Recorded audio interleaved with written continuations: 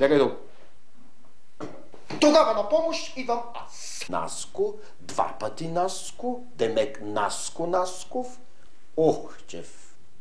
Аз съм психиатър и по тази именно причина съм завършил курсове по психопатия.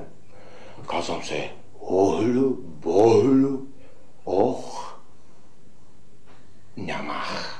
Когато на човек му дадат много проблеми, те избиват. Къде да избият по повърхността? В Сирия.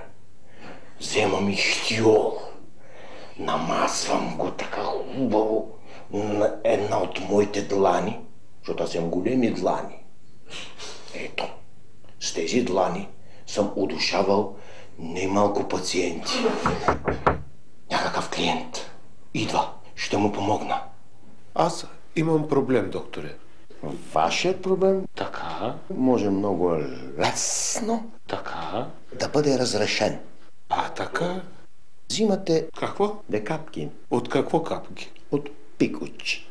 Ние не искаме. Да погледнем този инициал.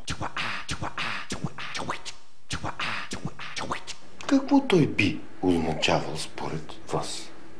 Като казвам би, не ви казвам, че това е две.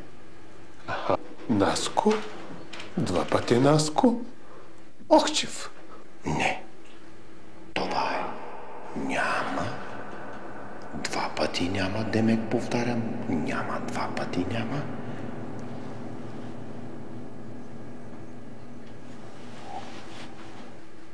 Какво няма? Олю. И ако сте дошъл тук за Олю, ще трябва да ви разочарова. Олюто свърши. Приключи. Остана само едно шишенце пикач.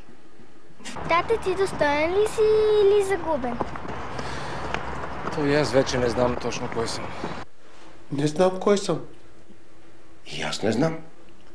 Бандит ли съм или съм полицай? Типичен пример на разстроение на личността. Защо разстроение не е ли раздвоение? Ами аз... Мене ме няма. Как ви няма, бе? Вие тук сте сам.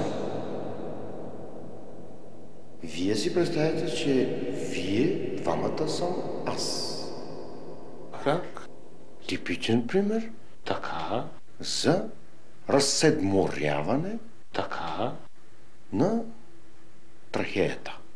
Какво? Сега в момента не мога да разберем пациент ли съм или съм лекар. Кой съм аз? По-важно кой съм аз. И аз не зная кой съм. С този кремвич на рамото. Смешен ли съм?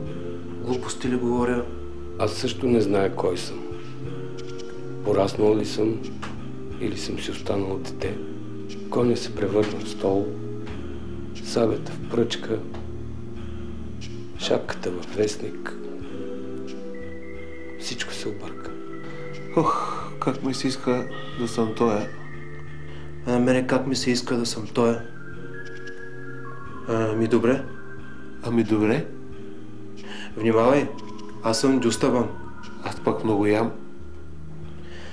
Айде да се разменим до утре за проба. Добре. Защо до утре, бе? Дай да се разменим до следващата серия. Окей.